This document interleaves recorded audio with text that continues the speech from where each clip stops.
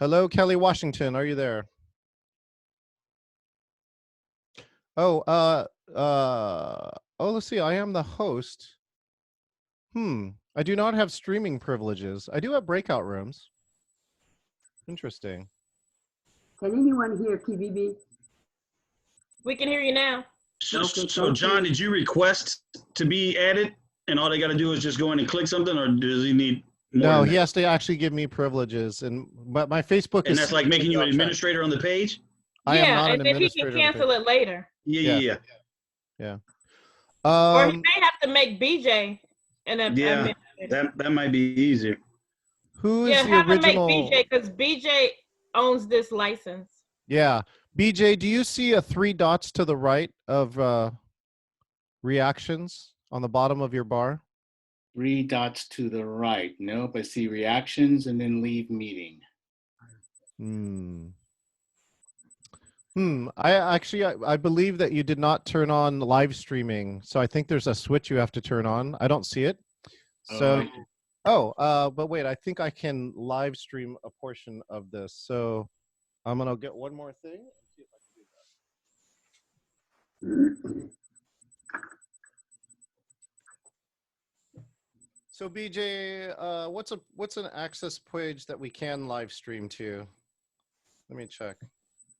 Well, I got Africa Town. And can I post? Let's see.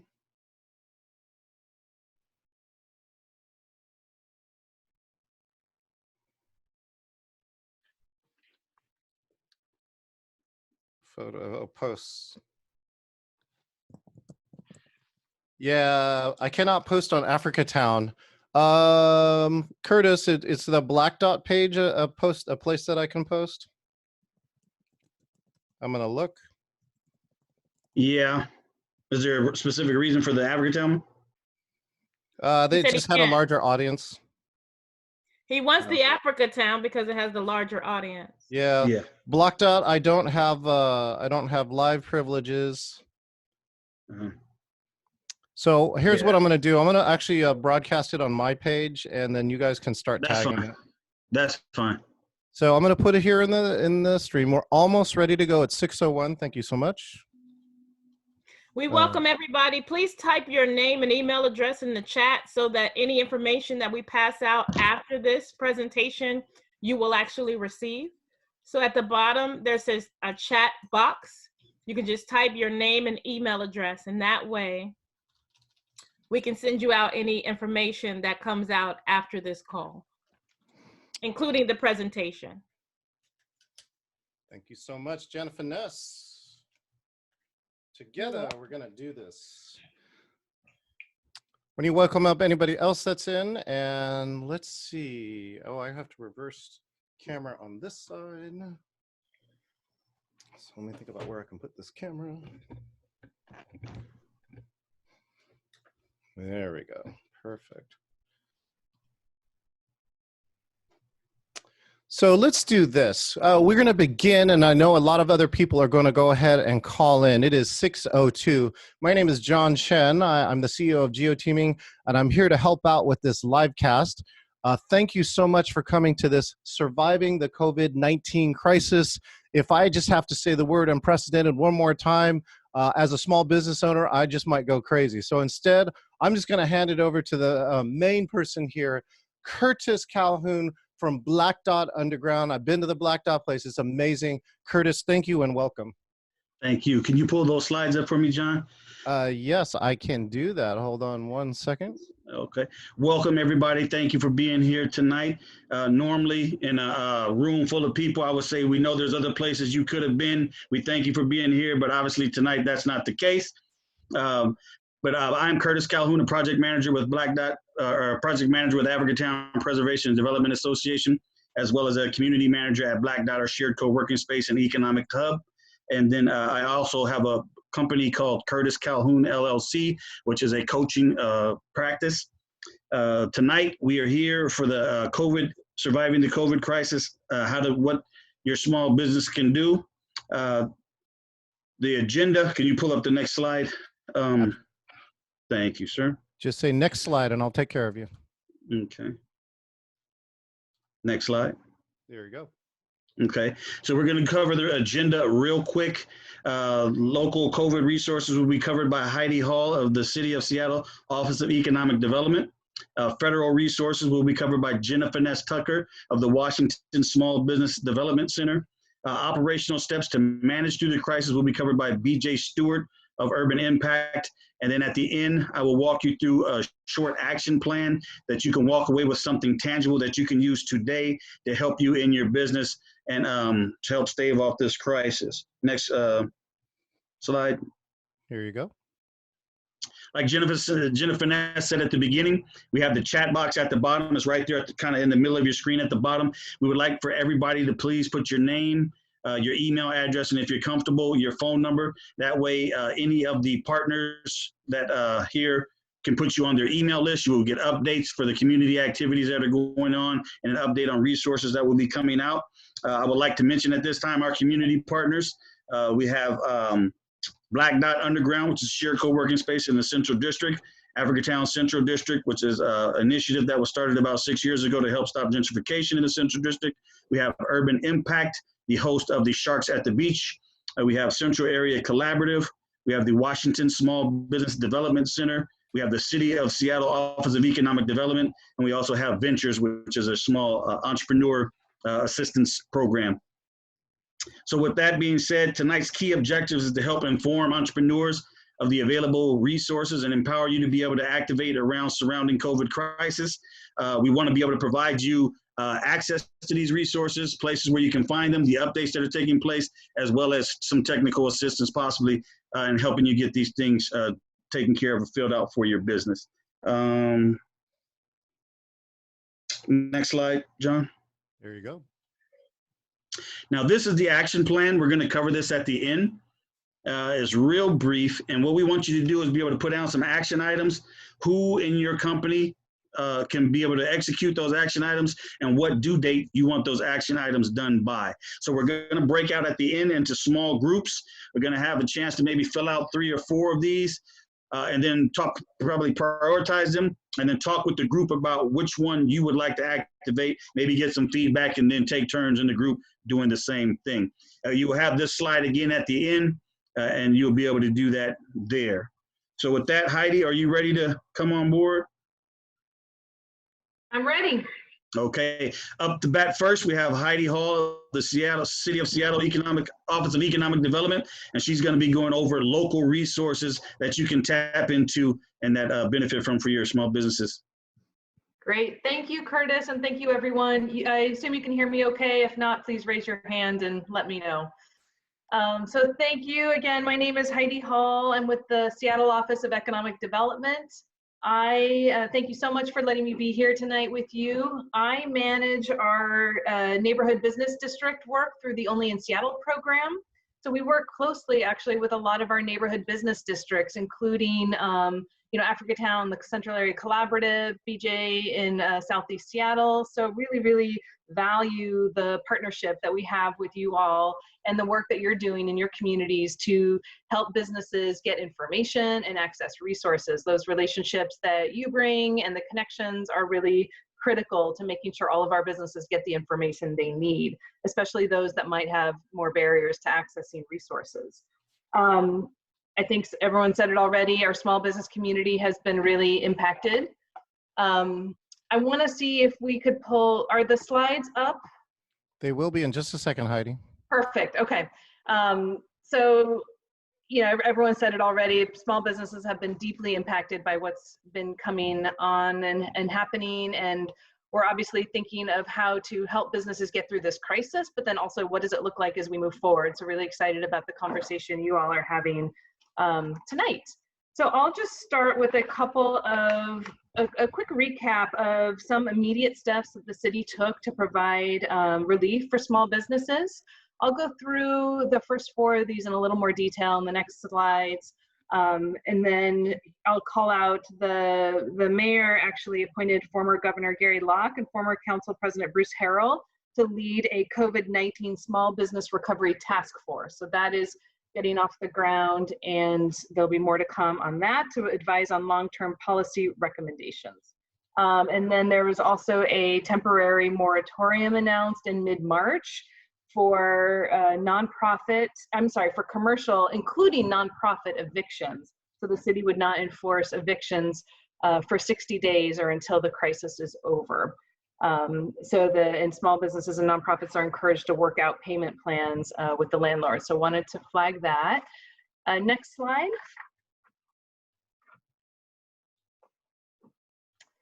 And so a couple of things to know, the business and occupancy tax, there is a deferral on payments there for small businesses. You have to request that deferral. So there's the email and phone number there. And also utility relief for any customers, so that includes business and residential, that have been impacted by COVID-19. You can apply for the utility discount program, and that is available for everybody. So something that may be relevant for some of you or folks in your community as well. Next slide. And then one of the big things that the city did right away was a major expansion of the Small Business Stabilization Fund. This was launched last year to support business owners that had experienced a destabilizing event. So this was expanded dramatically with $2.5 million. The first round closed March 25th. It provided grants of up to $10,000 for working capital. It focused on low, moderate income business owners, those with 5 or fewer employees, and businesses that had a physical establishment in Seattle, which meant that they depended on pedestrian traffic. So that was, storefronts, food trucks, so on. So physical establishment. Those grantees were a first round of awardees, 250 were announced yesterday. We do anticipate additional rounds as funding is secured, so I will be sure to pass that information along. I often get questions, if you applied in the first round and were not selected for an award, then you are still in the running for the next rounds as funding becomes available. So more to come there. Next, seeing some questions. Okay, and I guess if someone, feel free to flag if there's questions that come up. It's hard to track the chat and talk. So feel free to grab me if there's any questions. I'll keep track of the chat for you, okay? Perfect, thank you. I was trying to grab that, and we'll definitely have some time too at the end. I know a lot of people have seen some of this information, so I'll kind of go over it a little more high level, and if there's specific questions, definitely be sure to ask those. So the CARES Act is the federal stimulation package that passed March 27th. And I think Jenna Finesse is going to talk in a little more detail around this, about some of the small business resources that came through that. So I'll just touch on the kind of stuff related more to unemployment. And in addition, there was the cash payment that folks have read about, and a couple of key pieces around unemployment with expanding the $600 a week and additional weeks of unemployment, and then a new category to support some of our freelancers and gig workers. So I'll talk about that in a little more detail. Next slide.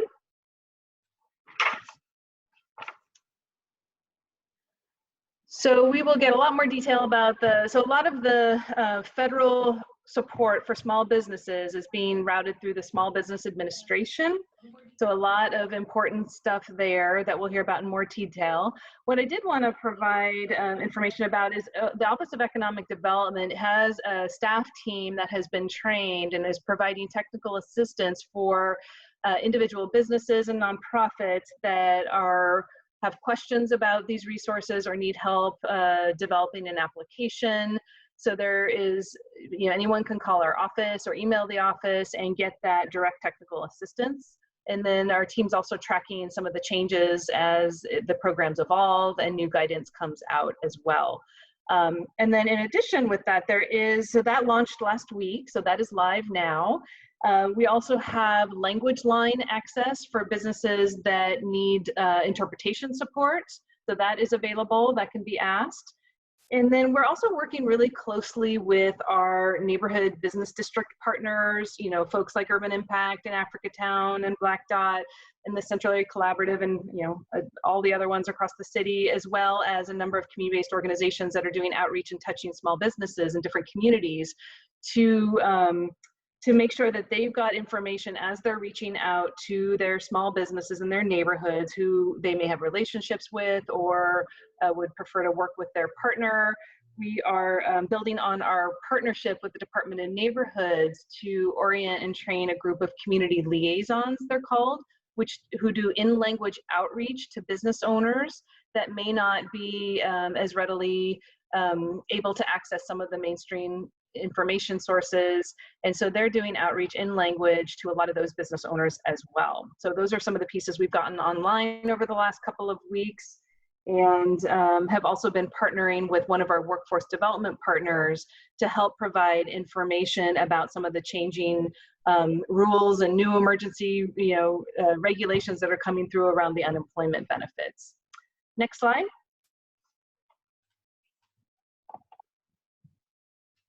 So I'll highlight a couple of other efforts that are underway kind of locally.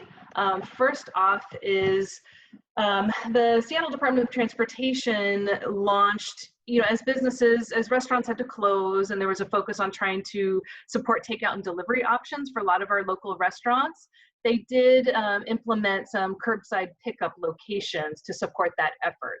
So they looked initially at places where there were a lot of restaurants and where parking demand had declined. And then folks can also request and suggest locations as well.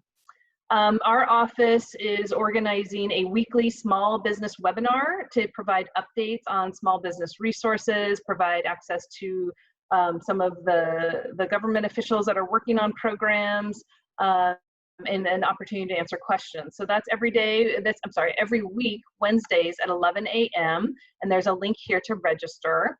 I believe it's not going to happen tomorrow though, now that I said that. So every other week. There's some efforts out of the mayor's office in partnership with OED to support small businesses that are open. So they've got a support small biz social media campaign, as well as a map that lists all the businesses that are open for takeout and delivery across the city. And then all of these resources are actually logged. If you go to seattle.gov, the first page has a link to community resources in response to COVID-19. So those are all listed at that link there at the bottom of the page. Okay, next page, or next slide, sorry. Oops, back one. So a couple of other things I'll flag when we get back to one more slide. There are a number of folks working in the creative and creative business industry. So if we could go back 2 slides. There's a number of resources out there. We should be on the one that says other efforts, WhipSmart. So there's a number of, WhipSmart is an organization that has a document they've put together specific for resources around creative businesses and creative professionals. So that may be relevant to some of you on the call or some of the community members that you're working with. There's also and that's kind of a wide swath of folks like artists, musicians, writers, freelancers of all sorts. They have some resources specific to POC and LGBTQ artists as well.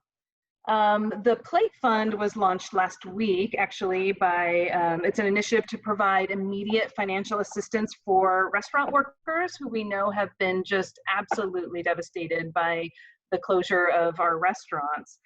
So they're eligible to receive $500 in immediate assistance. And so there's the link there to apply.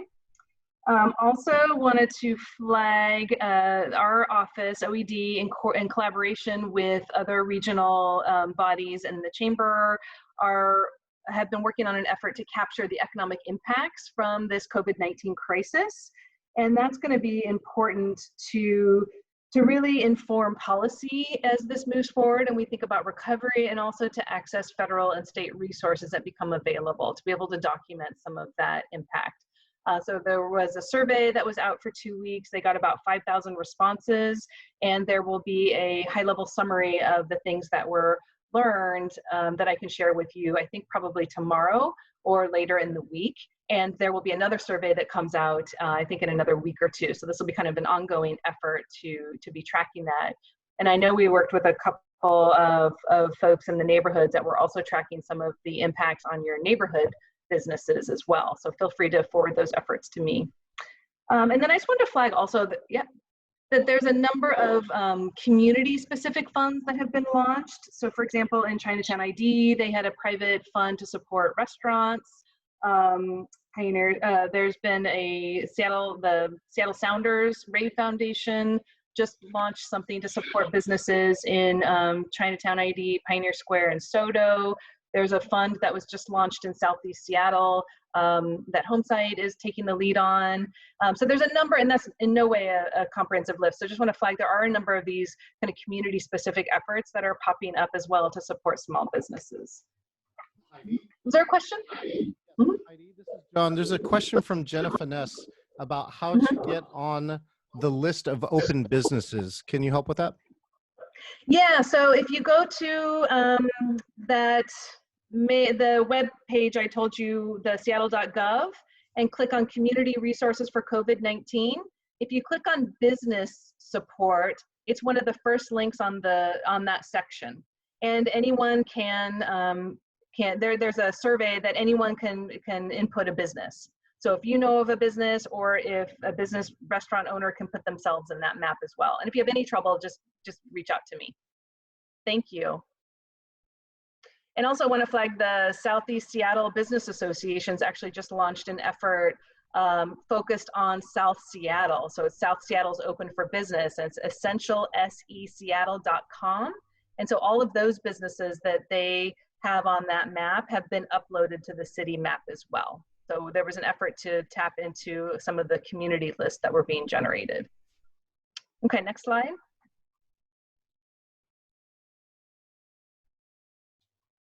Okay, this unfortunately was a presentation from last week. So I think on Tuesday afternoon, Washington State announced their small business emergency grants, and as of Thursday, it was oversubscribed for King County. So it just goes to show the real need out there and how challenging it is with some of these resources. So next slide. So we'll continue to monitor this if there's anything else that becomes available.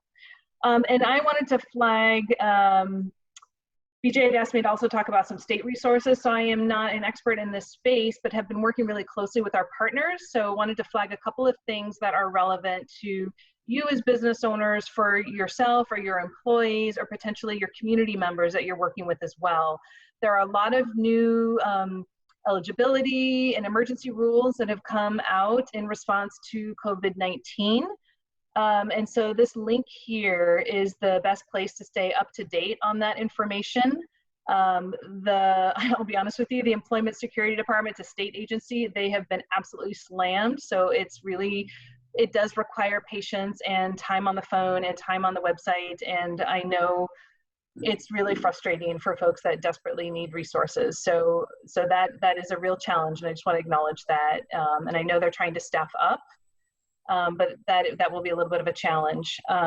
Information is changing, so definitely stay there to stay up to date. The next slide. So I will flag a couple of programs that might be good to know about if you don't know already, that are relevant to employers. Shared Work is a program that allows employers to reduce the hours of employees by as much as 50%. And then the employees can collect partial unemployment benefits to replace that portion of their lost wages. So folks have had, because of loss of business, have had to scale back. This is an option. The employee will sign up for unemployment, and the employer would receive a letter. So they would confirm that that is, you know, they kind of opt into the program. Standby is another program where, say you're a restaurant and you've had to close because of the state mandate around closing restaurants and bars. You might temporarily lay off your workers because of lack of work, but your intent is to hire them back on as business returns. And so you can put them on standby and they don't have to be looking for work. And then new in the CARES Act, I wanted to highlight is this pandemic unemployment assistance category. This is a temporary category to help cover people who were previously not eligible for unemployment benefits. So that includes in particular our independent contractors, freelancers, our gig workers, our Uber and Lyft drivers. There's a whole category of people that were not eligible for unemployment who are now going to be eligible. And of course there's nuances in everyone's situation and all that, so you have to actually go through the process to to confirm that you qualify. The ESD, the state system, was not set up for this, and so they're getting ready to launch that. I think I just heard this weekend, so that is going to be something in the weeks to come that will be available now that they've gotten their system up to date. And I think that's the main thing. I'll kind of leave it there. It's a lot of information. Like I said, we are here to support in any way that we can. We know our businesses are going through so much, and really trying to, again, support access to those federal resources that are available that Jenna Finesse will talk through in more detail, as well as identifying other grant and resources, and really having a focus on our business owners that may not speak English, may have barriers because of technology, or may need more direct assistance to access those resources. So we are available, and feel free to reach out if you have any questions. Thank you. Heidi, let me grab my microphone. Okay. So we do have some time for questions for Heidi. So if you would like to ask a question, either raise your hand or unmute your mic and say your name. Let's go to BJ, who has a commentary. Go ahead, BJ. Hello, Heidi. During an earlier presentation this week, or maybe last week it was, you had provided a document that had a bunch of city resources that was kind of a updated, a document that was going to be updated. Is that available online as well? Yeah, it should be online. I do have that updated document. I will try to put the link in the chat, but I will forward it to you to send to all the participants. So as part of the weekly small business webinar that I mentioned on Wednesdays, my colleague is actually updating a document with all the small business resources and some of the FAQ that comes up through those calls. So obviously it's growing each week, but it's a good place to kind of just have everything in one place. And the slides from those webinars, as well as the handouts, and I believe this document is posted on OED's blog every week by Friday. So you can go to our homepage, which I'll post in the chat, and get access to that webinar if you're not able to make it on Wednesdays. And Heidi, this is John. Are you saying that the slides from this presentation are also posted there? Is that correct? I didn't post these, but there's some similar slides I shared with our neighborhood business districts. I can post those links. BJ, is there going to be a location where we can share these slides? You have to unmute, BJ. Oh, wait. Give him the sign.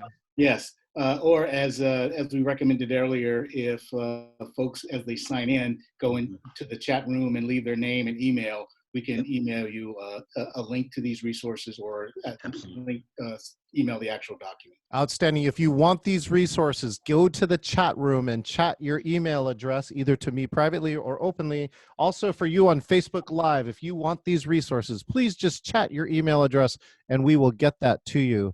Are there anybody else who has questions while we have a few more minutes with the amazing Heidi Hall? There were two more questions put in the chat. Go ahead, Curtis. Go ahead and ask them.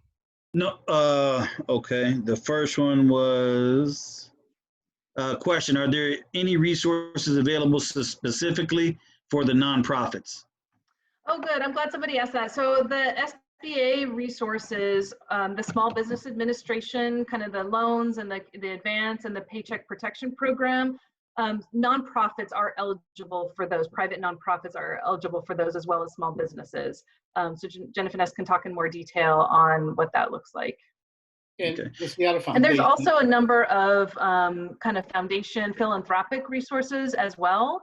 So again, that Seattle.gov COVID-19 resource page compiles a number of them for specific categories, whether it's for artists or for nonprofits. I know the Seattle Foundation really led a kind of regional philanthropic effort with United Way. They also just announced in which they're funding nonprofits on the front lines, specifically working with marginalized and impacted communities. So that's something to consider as well. There was just something announced around rental assistance through United Way King County. So just wanted to flag that as well. Again, for folks, we're not just business owners, you're also community members. So these resources are probably relevant to everybody. And that Seattle Foundation COVID-19 Resource Fund is currently closed for application, but you can submit your via email, you can submit your organization's name and what you would use those resources for to toss your organization's name in the hat for further consideration. And it looks like there's one more question. It says, so applications for unemployment funds for freelancers and consultants are not up and running yet, or may be available next week. Is there a firm launch date for applications? Asking for a friend. Yeah, I mean, this has been a tricky one because this is through the state agency. So they have been messaging that will be available as of mid-April. So what I would do is go to that, and I did hear from one of our workforce development partners today that that's anticipated for this weekend. So I would check that. If you go to that link that I put on the page, you can sign up for updates. And so I would go there and sign up for updates, but definitely check this weekend and early next week. And that's for that new pandemic unemployment assistance category. It sounds like would be relevant for, if I remember the question right, it was an independent contractor. So that would be how I would approach that. And if you're having trouble, feel free to reach out and I can connect you to the right person. Again, the trick is through our workforce development partners, we've got information, but not a secret backdoor entrance to that state agency. So that's the ongoing challenge there. But if we can, if there's any trouble about getting information, let me know. And there are a couple more questions, actually. Another one is, are there resources for independent cleaning businesses? Yeah, so a business owner, if you're a cleaning business, you have a business license, you'd be considered a business and eligible for these resources. So whether that's the next round of the Stabilization Fund or any of the direct assistance that our office can provide around accessing some of the Small Business Administration loans and Paycheck Protection Program. Okay, and then are churches eligible for the SBA stimulus funds? I'm going to let Jennifer Ness answer that. I believe that did change, so they are eligible, but if I'm wrong, please say so. Okay. I got you. That is it for the questions so far. Yeah. Oh, and I was going to mention one thing. I know one question I've gotten is around interest-free loans for our Muslim business owners. And so Business Impact Northwest is doing the Paycheck Protection Program at 30 to 50,000 is kind of what they're targeting for Muslim business owners. And so if anyone's in that situation or knows someone in that situation, let me know so that we can direct you to the right place and it doesn't get kind of looped into the pile. Outstanding, Heidi. Thank you so much. Thank you so much. I want you to hang out here for this. I just want to share with you that there are over 20 people on Facebook Live, and they have shared over 11 times. This message is spreading throughout the community. Here in video land, we like to use applause. We like to use the sign language version. For those who are in camera, put your hands up. Hands up, come on, and shake your hands. This is how you applause for people using sign language. Thank you, Heidi, for your fantastic presentation. Curtis, would you like to introduce our next presenter? Our next presenter is the lovely Jennifer Ness Tucker of the Washington Small Business Development Center, and she will be sharing federal resources. Take it away. All right. Thank you so much, Curtis. Thank you guys for your questions. So before I get started, let me answer the question that was already asked about faith-based organizations and nonprofits. So the answer is yes, yes, and yes. Okay, so I'm going to share my slides and I'm going to answer your questions. I'm going to go rather quickly through my slides, and then so we can get to your questions, because I know that's the most important part of this. Okay, so the federal resources that we're going to share here. Let me see. Okay, there we go. All right, so we're going to talk about federal resources. And the thing about this is because COVID-19 just kind of snuck up on us, right? The information is changing almost by the minute. So I can't even say by the day. It's actually changing by the minute. And because of that, the information I'm giving you today probably was not the same as yesterday, and it may not be the same as tomorrow. So I'm prefacing that because there's been information that came down the pike. I've given presentations like this, and the next day I learned that the information is no longer accurate or valid. So I wanted to make sure that you guys are aware that things are changing rapidly. Let me just go into the presentation. 2 things I want you to leave here with, regardless of what I say, what BJ says, what Heidi says, what John says, and what Curtis say. 2 things we want you to leave here with: apply and appeal. Do not disqualify yourself, okay? Thank you, John. Do not disqualify yourself. So many people are asking zillions of questions and disqualifying themselves from the resources that are out here. Listen, I have had people back, and when this first started at the beginning of March, the SBA said, oh, this is not the type of disaster that we would ever offer the economic injury disaster loan. Bam, 2 weeks later, guess what? They were offering the economic injury disaster loan. When they first offered it, it was like, oh, I don't think this will be available for independent contractors and gig workers like, you know, Uber drivers and Lyft drivers. Bam, it was offered to Uber and Lyft drivers and other contract workers and gig economy. So don't disqualify yourself, and don't let anybody else disqualify you. Apply, apply, apply. And then once you receive that determination, because most often you may have missed something, you may not have checked the box correctly, you may have gotten some information, they may need additional information, so they're going to send you a determination letter. Once you receive that letter, appeal, appeal, appeal, okay? Even if you get what you want, even if what they give you is desirable, still appeal, because you can get additional money, okay? So I'm going to go through the programs that are available. And if you guys have questions, please feel free to type those in the box. We have John monitoring the chat box, both on Facebook and on Zoom. And then we also have Curtis, who's also monitoring. So feel free to ask questions at any time. I am going to run through this presentation rather quickly so that I can get to your questions as soon as possible. So there are a few ways that you can infuse capital into your business. So there's some traditional financing and there's some disaster financing, okay? So traditionally, the SBA has loans, right? So they have the 7A loans, they have the 504 loans, they have CAP loans, express loans, community advantage loans. When you get this presentation, these links are hyperlinks. So it'll take you right to the page that'll explain all of these different loans to you so that you know what you could be potentially applying for, okay? Then you have your micro loan lenders. So some of us are small in the form of micro, like really small businesses, right? We're solopreneurs, independent contractors, so we wouldn't qualify for some of those loans anyways, otherwise, right? So you have these micro loans, these micro lenders, alternative lenders that have alternative financing. For example, I know for a fact that Evergreen Business Capital, they are a CDFI, which is a Community Development Fund institution. They offer a micro loan up to $15,000 for 4 years at 4%.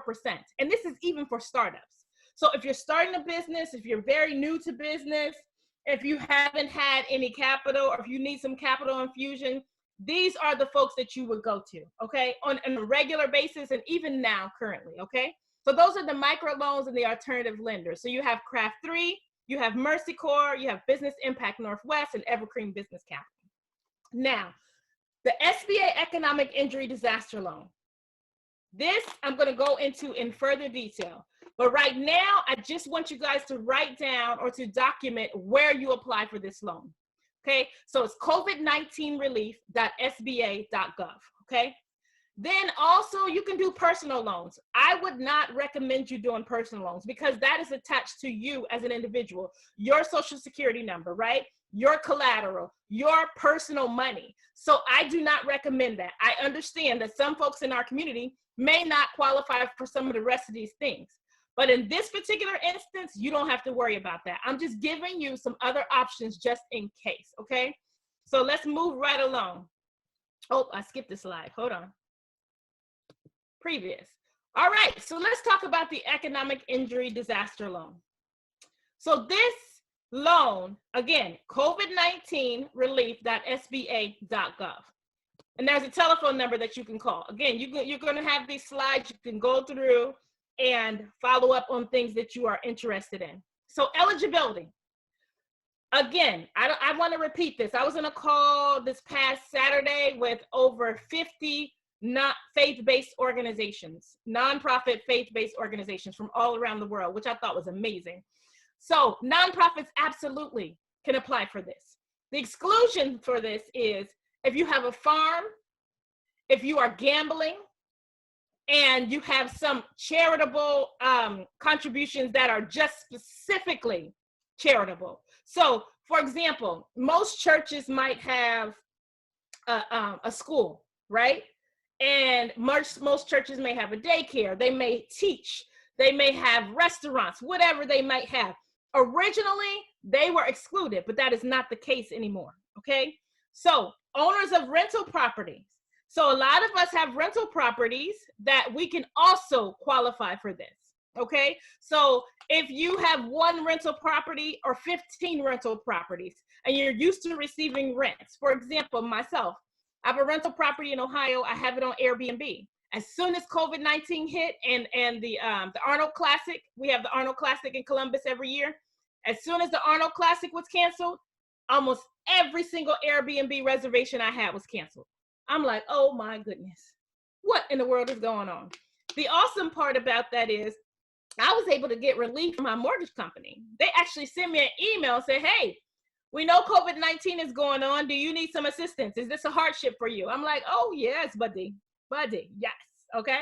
So that is another thing. So a couple things I'm not gonna cover here, but I just wanna mention. Number one, there are so many deferments going on. Tons of companies are deferring payments. So that could be your insurance, that could be your mortgage, that could be your rent, that could be your utilities, your credit card companies. The best thing for you to do, and I know, I'm sorry, I'm getting into BJ stuff. Never mind. BJ's going to go over all of that. Never mind. So let's talk about the terms and the limitations of the economic injury disaster loan. So the maximum amount you can receive is $2 million. The term is 15 or 30 years. The interest rate for for-profit is 3.75%, and for nonprofit is 2.75%. So let me just stop right there. Let me just stop right there and say this. Y'all ain't getting no loan, and I'm saying it just like that. Y'all ain't, okay? Y'all ain't getting no loan for no 15 or 30 years from nowhere, okay? Some of our mortgages ain't even that low. So mind you, this is an amazing opportunity for some small business owners, okay, boo? So, and then in addition to that, the payment is deferred for 1 year. So when you get approved, you don't even have to make payments on this for 1 whole year, okay? The processing time, we say 3 to 5 weeks, it's taking way longer, okay? But people are getting their money. There was an article in the paper, I believe it was the New York Times, just on yesterday, Monday, talking about how much money has already been given out. So people are getting their money. It's taking a little longer. Do know that this is unprecedented times. This stuff has never happened. You know, we've never had a national declaration that actually applied to everybody. And so everybody's applying. And I'm going to talk about some of those numbers in a moment when it comes to the PPP. But anyways, this is available until December 31st of 2020. But we do not recommend that you wait, because the thing about this is, if you get approved today, you can request an increase in your loan amount in 2 weeks or 2 months or 3 months or 5 months from now. Also, it's not a good idea to wait, right? So just apply. It takes about 10 minutes, literally. On our mastermind call last Monday, we actually went through the application literally just to show how quickly you can get through it. It's 5 pages, okay? And before I say anything else, it says no cost to apply. Please don't pay nobody to do this application for you. Shame on you if you do. It's 5 pages, 10 minutes. If you are that lazy, you don't deserve to be in business. Bottom line. Yep, I said it. I sure did. So do not pay anybody to do this loan application for you. It does not cost anything but about 10 minutes of your time, and is definitely beneficial. Okay, so let's talk about some of the uses. The economic injury disaster loan, which they're calling the EIDL, EIDL, It cannot be used to pay down long-term debt. What they want you to use this for is for payroll, general expenses, accounts payable, lines of credits that you might have, right? Bridge loans, returns on customers' deposits. So a lot of times, especially that travel industry, they have like lost tons of money, right? People just canceling all kinds of trips, right? And so if you are in that industry, because people have canceled their trips and returns on that money, you were already banking on that money. Some of that money was already in your account and already spent, right? So you can use this money for those purposes, okay? If it is used for payroll, they want you to apply for the PPP as well. We're going to talk about the PPP in a minute. That's the Payment Protection Program, okay? Listen, guys, I told you, do not disqualify yourself and don't let anyone else disqualify you. Ain't that what I said? So listen, 2 things I told you to do. We have a prize for the folks that can type those 2 things in the chat box. 2 things, what are they? Please take a moment to type it in the chat box. What are those 2 things? Facebook Live, you can get in on this now too. She said 2 words. Oh, Abdi is the first, and she said apply, or he or she said apply, and Daryl came back with the other one, with appeal. Yes, apply and appeal, okay? So here's the thing, what I tell y'all, don't disqualify yourself. Your credit score, I know some of y'all got a 330 credit score. That's the lowest you could go, is 330. And that's okay, right? Your credit score will not disqualify you for this application. Okay? So don't disqualify yourself. Your credit score won't disqualify you. The first 25,000, they are not asking for any type of collateral. After 25,000, they want business collateral. But guess what? If you don't have it, they're not going to deny your loan. So don't disqualify yourself. If they're not disqualifying you, you definitely shouldn't be disqualifying yourself. Apply and appeal, okay? So let's talk about that $10,000 emergency advance payment. Everybody's been talking about this because it has changed so many times and we've gotten so much information. This information as of today is actually accurate, okay? So in that loan application, on the 4th page, there's a checkbox. It says, do you want to be considered for up to $10,000 in cash advance? Okay, everybody check that box, okay? Here's what's happening with that. It's up to $10,000. It's up to $1,000 per employee, up to 10 employees, okay? So if you have 7 employees, what's the maximum amount you can get? Somebody type it in the chat box for me, please. If I have 7 employees, 7,000. Troy is the first. Thank you, Troy. I appreciate you. Okay. So everybody's not going to get $10,000, right? It's up to 10,000, which is up to 1,000 per employee, up to 10 employees. If you have 20 employees, how much of the cash advance up to can you receive? Somebody type that in the chat box, please. If you have 20 employees, what's the maximum amount of the cash advance you can receive? Troy's got the fastest fingers here. He said 10,000, followed by Abdi Subdish and owner. Absolutely. Okay. So it's just 10,000. That's the max, and that is forgivable. That $10,000 is not taxed. You don't have to pay it back. You don't have to report it on your taxes. It is $10,000. Yeah, hold on 1 second. Hang on a second, Jennifer. There's something happened to the audio. Let's see. Let's stop the share for just a second. Your audio went off. So let's see. Jennifer Ness, first let's say, have you say something. Say hello. Hello. Can you hear me? Oh, much better. Okay. Oh, your bandwidth is low. Your internet is having a challenge right now. So man, let me get off this Facebook Live. that's it. I got you covered on the Facebook Live. Okay. Hold on. Hey, look at that. Hey, look at you people. You broke the internet. You guys are amazing. Give yourself a round of applause. Thank you very much. Broke it. So Okay, let me get off of this. So Jennifer Ness, as soon as you get off your Facebook Live, you can bring back your slide deck and finish up. I'm doing that right now. Thank you. You have, oh, you're lucky. You have about 15 plus minutes. Listen, guys, here's what I want you to really fully understand about this. That $10,000 is like the stimulus that individuals are receiving, that $1,200 or however much it's going to be, that $10,000 up to $10,000 is a stimulus for small business owners. Don't have to pay it back. Don't have to file taxes on it, and it's a forgivable advance payment. Okay, so I'm moving right along because I want to give time for the actual questions. Okay, so this is how much money that's out here on these streets. Okay. $247 billion. This is as of yesterday.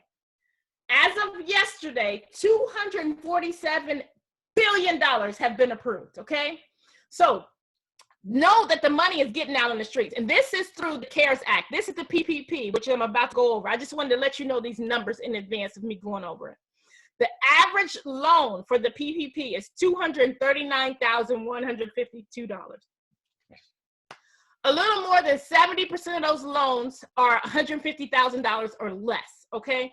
Now, the thing about this PPP, guys, is it is 100% of it can be forgivable. You're not about to get this nowhere else. I don't know how to say it otherwise. You ain't, y'all ain't, you not about to. I don't know how I can say this in the language that we understand it. This payment protection program is amazing, okay? First of all, this is different.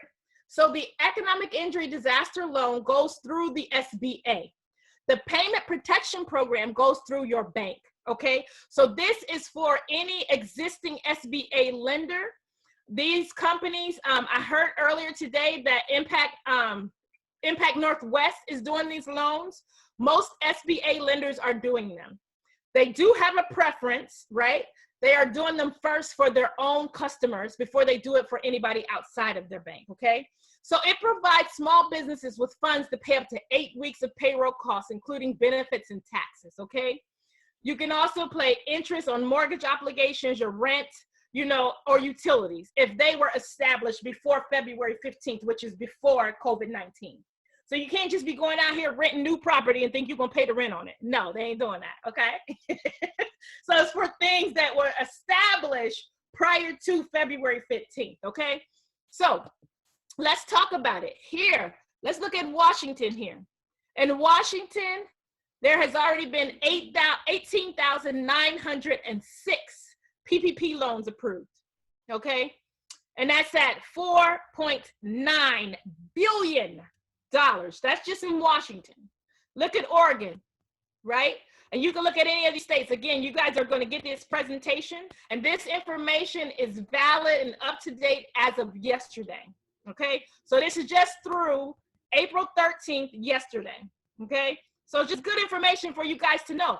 Even tells us which industries are getting this money. Look at that, construction industry, 114,000 of them at $33 billion, right? So they're the ones that's getting it, but other industries as well. So nobody's being cut out. So just know that. Okay, so here's some of the limitations. Guys, listen to me. All or a portion of these loans can be forgiven if you use it for the right purpose. Don't be going out here and buying you that new Tesla Model X, okay? That ain't got nothing to do with your payroll. So don't use it for that. But if you use it for the things that you're supposed to use it for, 100% of it can be forgiven. I have clients that have gotten their money, right? And the thing about this particular loan, though, it's a 2-year loan. So if you get it, know that you have 6 months deferment, but those payments are going to be due. You will hopefully get it completely forgiven, but there is a possibility that it won't be. So be mindful of that and keep good records because you want this entire portion to be forgiven, okay? So just be mindful of that. And I'll answer questions that if you have them. Again, you guys will get the slides. So if there's anything you know, that's on here that you want clarity on, ask in the chat box, okay? Independent contractors. They count as employees for the PPP. So all of us that have, you know, Uber and Lyft contracts, you know, shipped, or all of those different things, they would qualify. This is a 1% loan for 2 years, okay? The cap is 10 million. We saw the average, but the cap is 10 million. Okay? There is no prepayment penalties or fees. No collateral or personal guarantee is required. Forgiveness will not be granted if the loan proceeds are used for anything other than payroll costs, rent, utilities, mortgage interest over an 8-week period, okay? So don't go doing whatever you want to do with this money, okay? Do what you're supposed to do so you can get it forgiven and don't have to pay it back. You can't get that from anywhere else, okay? Now, this debt relief program, let me just say this. This is one of the things that a lot of people were disqualifying themselves. Well, I already have a loan with the SBA. I owe this or I owe that. Stop it. Stop it, okay? Apply and appeal. So the debt relief program says that if you do owe some other loan, you do not have to pay the interest, the principal, or the fees for 6 months. 6 months. So if you get any of these programs, right, you don't have to worry about paying these particular fees for 6 months, okay? So here's my 2 things one more time. Apply, appeal, apply, appeal. So now let me just tell you about us, the SBDC. I haven't said anything about us.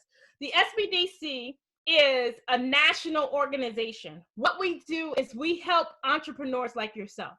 We offer no cost business advising, okay? And so here's some of the things that we do. We help you with cost-cutting strategies. We help you with your cash flow analysis. We help you with forecasting. We help you with putting your loan packages together. We help you with personnel management issues, marketing strategies, market intelligence, e-commerce, exporting, purchasing a business, selling a business. All of these things we do for absolutely no cost. The only thing we ask of you is at the end of the year, a couple times per year, we ask for a survey just to see how we're doing so that we can continue to get funded by the SBA and other stakeholders, okay? So here in Washington, actually this is a national organization, so they have them in every state.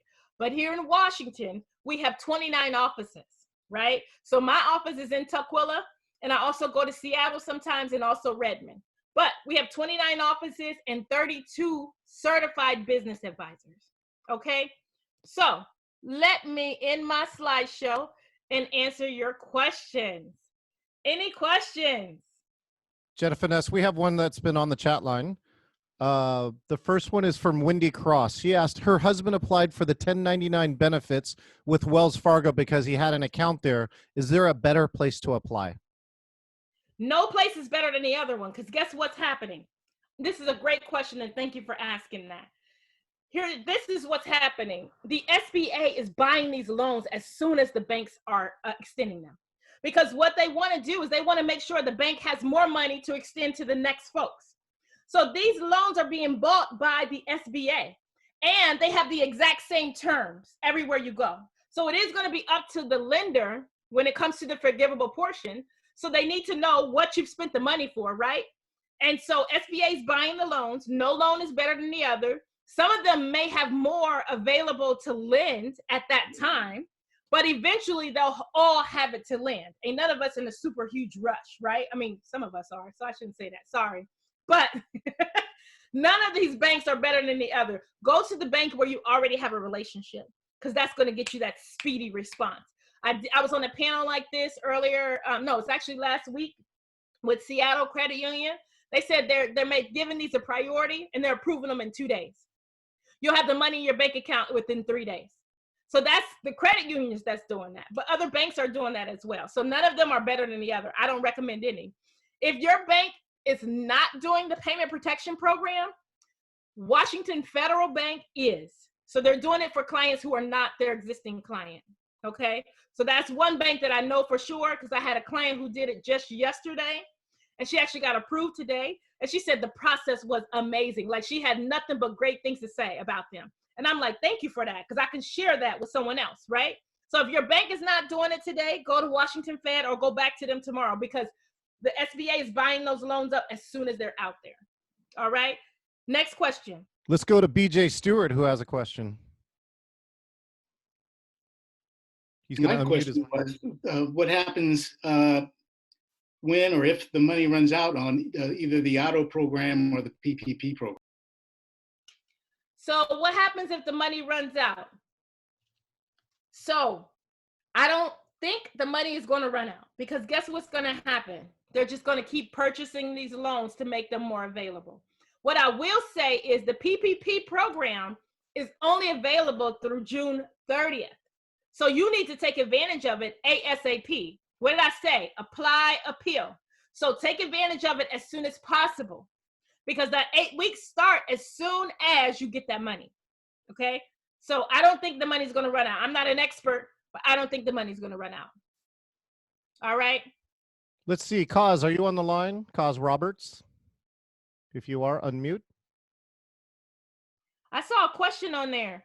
Yeah, I got it from Kaz. Okay. I'll ask for Kaz. Kaz says, can you use the $10,000 to pay on credit card debt to lower your interest rate and delay short-term payments? So they're saying they do not want you to pay on long-term debt. Credit card is long-term debt, but they did say line of credit. So I would clarify that with your bank, okay? Because I don't want to give you any misinformation. I want you to clarify it with your banker and say, hey, what else can I use this loan for? What I will say is, in order for it to be forgivable, I would tell you no. Use it for what they say to use it for. Don't have any ambiguities, because if you have to pay that money back because you chose to use it for something that wasn't on that list and somebody told you it was okay, that's really not the smart thing to do. Use it for what they tell you to use it for: your payroll, your mortgage, your rent, your utilities. Otherwise, use other money. Forget about it, okay? So that's just my opinion. Next question. Jenna Finesse, thank you so much. On Facebook Live, Karen Zim asks, can you apply as a sole proprietor in the gig economy? I just get so excited because nothing else would have been available to us, right? As gig economy people. Tell her I said absolutely. The answer is yes. Okay, so regardless, if you are a babysitter, if you are a massage therapist, if you're an Uber or Lyft driver, if you are a home health aide and you're receiving 1099, whatever you're receiving 1099 for, you can apply. So the answer is yes. Again, don't disqualify yourself. Well, I think you're probably going to hear the answer to this, but Kimberly asks, my business is 90% online, but I rent a commercial kitchen, no actual shop. What am I eligible for funding? She's eligible for both. So Kimberly, go and apply for the economic injury disaster loan. Go and apply for the payment protection program. Apply for both. Excellent. Heidi Hall, of course, asks, what about the restaurants that had to lay off workers? Can they participate in the PPP? Okay, so I was just on a call earlier today with all the restaurants at the airport. And one of the things that I found out, because I had to do a little bit of research, they can absolutely apply, right? And right now, if you're a non-essential business, it doesn't make sense for you to get that money because your 8 weeks start as soon as you get it. So the suggestion that I have is wait until you know you're going to be open, right? Because as soon as you sign on the line, and you have 10 days to sign. So from the time you're approved, you have exactly 10 days to sign and actually accept that money. And as soon as that money gets into your account, that's when your 8 weeks start. So for folks that are non-essential business workers and people like that who are not back in business or not back working yet, you may want to wait until you are, so that your 8 weeks start when you actually have employees. Otherwise, you may have employees for 4 weeks and the rest of that is not forgivable. You want the maximum amount to be forgivable, okay? You may want to wait until you become an essential business again or until you're up and running. So, but great question. Let's go to the audience here. So if live audience, if you have a question, either raise your hand or unmute your microphone and say your name. Well, Jenna Finesse, if we do not get another amazing question, as always, your presentations are jam-packed. And if you're only going to remember 2 things, you're probably going to figure out what, Jenna Finesse, what are those 2 things? 2 things, okay? Throw your fingers up, okay? 2 things. I like it. Who is that? Kimberly. Thank you, Kimberly. Thank you, Curtis. Thank you, BJ. Thank you, John. 2 things. Apply and appeal. Do not disqualify yourself and don't take no for an answer. Apply, appeal. All right? And you all sorry. will have our contact information. If you have additional questions, please feel free to reach out. You'll get this presentation. Our contact information is in there, and BJ will make sure that you have typed your email address, whether you're on Facebook Live or whether you're on this Zoom call. We need your email address because we didn't require anybody to register in advance. Perfect. To see, did we have one other question? I did hear a voice. If you want to ask a question, unmute. Yes, you answered it, and it was a great presentation. Thank you. There you go. But yeah, we You're just quite wanted to know how we could be in contact with you to make sure that we stay in contact. That was great.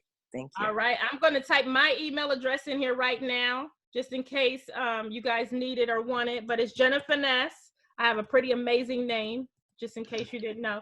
But Jenna Finesse at wsu.edu. All right, jennafinesse.tucker@wsu.edu. So there's my email, and happy to answer any questions or assist in any way I can. Jenna Finesse, we got one last question. Well, yeah. Here it comes, right? Is the maximum on the PPP a maximum of 100,000 divided by 12 months? Or a 2.5? Great question. So what we're looking for is the maximum amount per salary. So they're capping at $100,000. So if you make $250,000, they are capping each salary. So if you have 10 employees, right, and they each make $250,000, they're not going to take care of that entire salary. They're capping the salaries at $100,000. And what they're doing is they're taking a 12-month period, the average salary in 12 months that's at or below 100,000, dividing that by 12, and then multiplying it by 2.5. And that's the amount of the loan that you'll receive. Okay, so that's where that $100,000 amount came from. It's the cap on the salary. So if you make more than that, that's all they're going to go ahead and help you with. Okay, so if you make $350,000, you blessed. Hashtag blessed, right, Jenna Finesse? Hashtag blessed, yes. All right, Jenna Finesse, thank you so much. You continue to You're blow it up welcome. here on the internet. You not only broke the internet during your session, you have tons of heart and thumbs up. So for those again in the room, put your hands up. Let's give the Jenna Finesse a huge round of applause. Thank you so much. I appreciate it. Thank y'all so much. I'm always here to help. Thank you. Let's give it back to Curtis. Curtis is going to introduce our amazing next speaker. Our amazing next speaker. We all wouldn't be here tonight if it wasn't for him. I got a call about a little over a week and a half ago, and he said, what would Black Dot think about partnering with the Urban Impact and putting this event together? I said, we'd be all for it. And he put everything together. He created a Zoom. He talked to the speakers and presenters and sent out the emails. So we're all here tonight for BJ Armstrong, all of his hard work and his vision. And he's BJ Armstrong. I get you confused with the guy from the Chicago Bulls. BJ Stewart, my bad. BJ Stewart from Urban Impact. And he's going to be sharing with you some operations and management things to be able to help you get through this crisis. All right, thank you, Curtis. Of course. You know, I'm a Detroit Pistons fan at that. My bad, man, my bad. Yeah. I'm a Sonics fan. I'm just going to leave it up with that. Yeah, but BJ Stewart. And now my first name is Apply, and my last name is Appeal. So, you know, just informally, just between me and the 50 folks or so that are participating tonight. And, you know, thank you, Jenna Finesse, for that encouragement, that, you know, basically two-word encouragement, because, you know, our objective here is not only to inform, but really to engage and empower you all to act. Because one of the things that we recognize is that the folks on this call and on Facebook Live tonight are most likely some of the more difficult folks to reach relative to information. So we want to make sure that you, one, have the information. And two, we want to be there to support you, to empower you to act. Because at the end of the day, you have to, you know, get out your laptop and type in, spend that 10 minutes or 15 minutes or whatever applying for these resources. Because if you don't apply, if you don't put your name in a hat, you're going to get left behind. I read a recent Forbes article that indicated that this is a once-in-a-lifetime opportunity for small businesses. And I'm not talking about, you know, a small business as in $50 million in sales type business. but small mom and pop businesses like you own and that I own to get resources. So take advantage. Mom and pop businesses like I hear some, yeah, thank you. So I'm going to switch over to my deck here.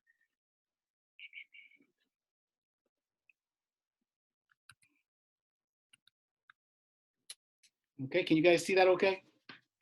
All right, so I'm going to talk about what we can do operationally. And if I were to provide 3 tips relative to something that you can do to operationally to survive COVID-19 and to really put yourself in a position to thrive beyond this thing, is to manage your money. Tip number 1. Tip number 2, manage the money. Tip number 3, manage your money. Managing cash flow is the most critical thing that you can do, and it requires immediate action. It requires you to, once you get off this call, part of our objective here tonight is for you to leave with an individual action plan around the information that we've presented here this evening and act. Right? And there are things you can do tonight, there's things you can do tomorrow, but be in action, right? So one of the things that we want to really encourage you to do is to communicate. And that starts with your employees. Your employees are your biggest asset, and you need to keep your employees in the loop, and you do that by talking with them, making sure that they are up to date relative to the health and safety requirements and guidelines, which not only protects them, but protects your customers as well. Ask if any of them are willing to reduce their hours voluntarily, because you may be surprised relative to the answers that you get back. And encourage the use of technology to increase productivity. Who would have thought that a technology like Zoom would really be an infrastructure platform that almost all of us are using in our day-to-day work. So make sure that you utilize technology to maintain or even increase some level of productivity amongst your employees. And then, set up the work from home functionality. In many cases, that's going to require a laptop, a Wi-Fi, and a Google Suite. And with those 3 things, you can, get pretty close to replicating, your in-office functionality. Now, for those of you who don't happen to be in office environment, it's going to be tough, but nonetheless, be in contact with your employees, communicate with your employees. Second point I want to make here is to talk to your industry colleagues. Share the information. Information is power. That's part of what we're looking to accomplish tonight.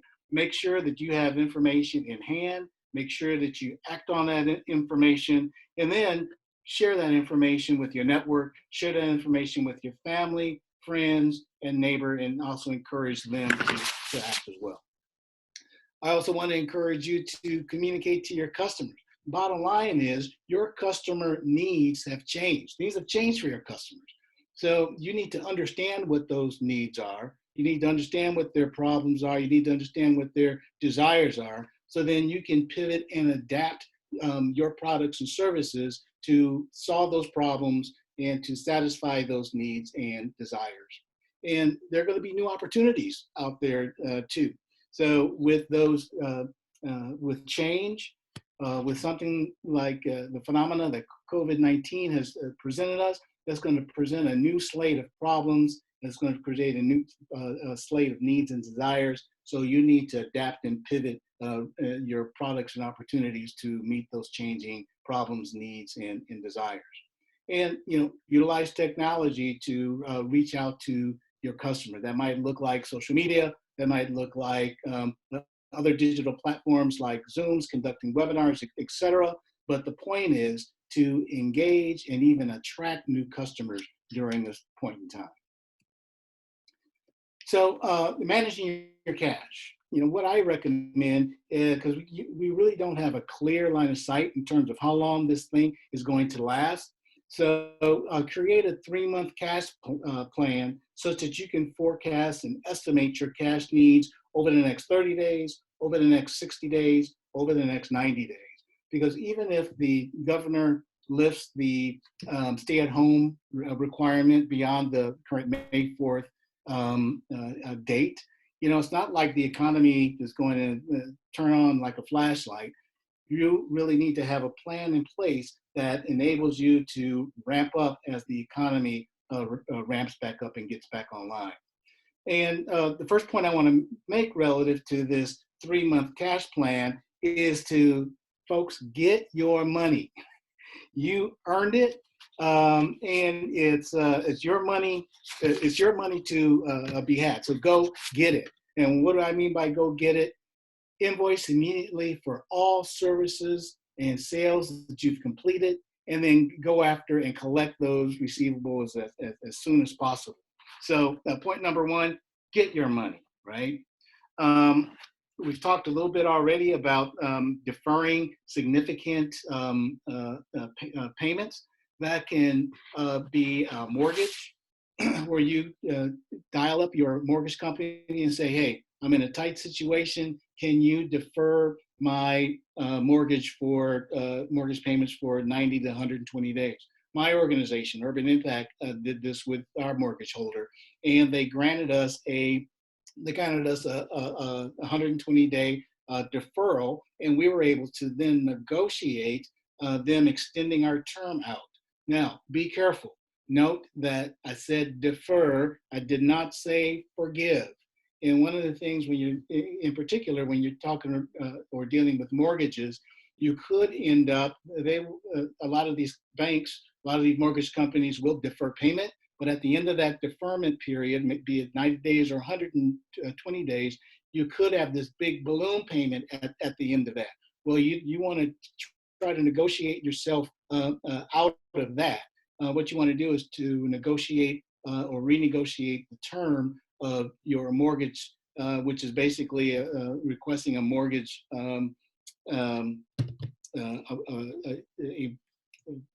mortgage, I can't remember the term right now, it'll come to me here momentarily, but negotiate with your mortgage company to extend that deferment period to the end of your mortgage, right? So you avoid this significant balloon payment. Do the same thing for rents. Now, landlords can be a little bit tougher, but nonetheless, if you don't ask, guess what? You're not going to get. So look to defer mortgage payments and rent payments. And when I mean defer, I simply mean delay payments of those things. Defer your utility payments. Heidi Hall earlier in the presentation mentioned the City of Seattle utility companies working with customers, working out payment plans, working out budget plans. So make sure to be in contact with your utility company to work out those deferment and negotiate those payments. Managing your staff. This is probably going to be the second significant cost once you get beyond your facility costs and utilities, and that's your labor. The bottom line is you need to be, brutally honest with yourself and determine your minimum staffing needs, and then make the appropriate personnel decisions that meet your unique cash situation. And, that could mean, laying off some of your employees. That could mean reduced salaries. So if you need to manage cash by reducing payroll, you need to manage cash by reducing payroll. That's just one of the tough things about this particular phenomenon. What I will encourage you, however, is if you do end up laying off your employees or some of your employees, make sure that you connect them with the appropriate resources, right? And Heidi shared some of that information earlier, and that contact information will be included in this presentation that we'll share out. The third point here is to assess all your fixed costs, right? Those fixed costs can range from mortgage payments, rent, insurance, debt service, utilities, because at the end of the day, folks, if you add up your fixed costs, and those are the costs that don't go away whether you have sales or not, it could be better to temporarily shut down your business such that it doesn't drain all your cash. I can't recommend you do that, but you need to look at your own unique understanding, your own unique situation, understand your fixed costs, minimize all the costs that you can, and then make a decision for yourself. Negotiate with your vendors, delaying payments and finding other ways to reduce costs. Urban Impact has, we had a big renewal of one of our software systems, and it was a significant outpouring of cash. I got online, said, hey, we're in a tough spot. We need to conserve cash. Can we delay payment on this renewal for, I asked for 120 days, but they gave us 90 days, right? So that 90 days really creates a flexibility such that you can, pay things in the short term, understanding you're going to have that 90-day payment. So talk to your vendors and, negotiate with them. Alter payments to creditors. We talked about that a little bit, and negotiate with them. Call them on the phone and explain your situation. And most of them will work with you because they understand what's going on, right? The thing that you don't want to do is just ignore your debt situation, right? Take a look at your debt load and explore a debt restructure, decreasing your payments if you are in that type of a situation. And the last point I want to make here on this slide is to minimize your expenses to the bare bones. I used to work for an organization that called the approach scorched earth, right? So don't spend any money unless you absolutely need it for the business's survival.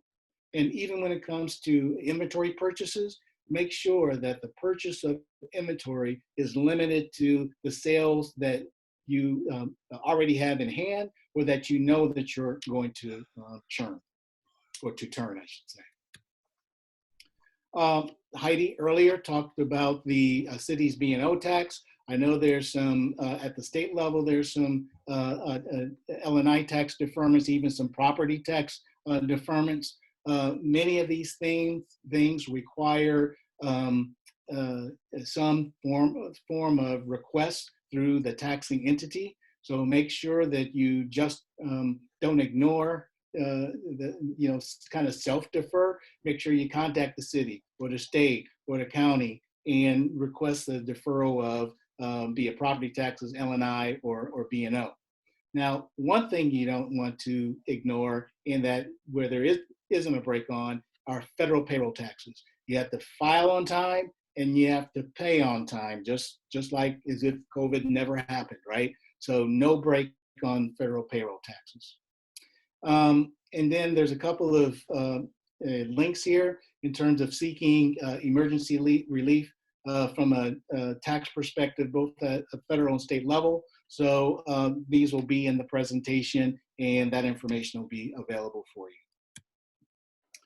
I want to talk about adapting and pivoting. And the reality is those who adapt and pivot the quickest and adapt and quickest the best are going to be the ones that will survive and the ones that will thrive beyond this COVID-19 phenomenon. So here's some of the things that you can do. We already talked about setting up work at home arrangements for your employees.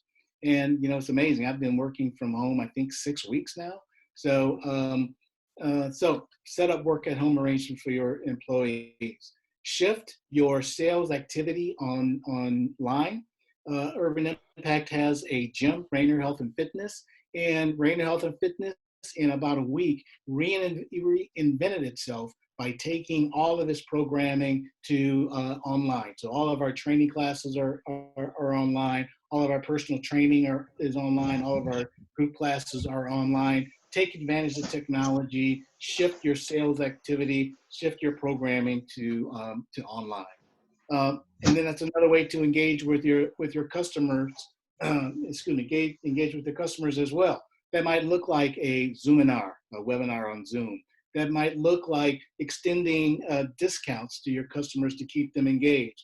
That might look like selling gift cards. Because think about it this way, to the extent that you're able to sell a gift card, a $25 gift card, or a $50 gift card, or a $100 gift card to your customers, that's like them issuing you a little mini loan, right? So they're giving you money now for something, some product or service that will be delivered at a later time.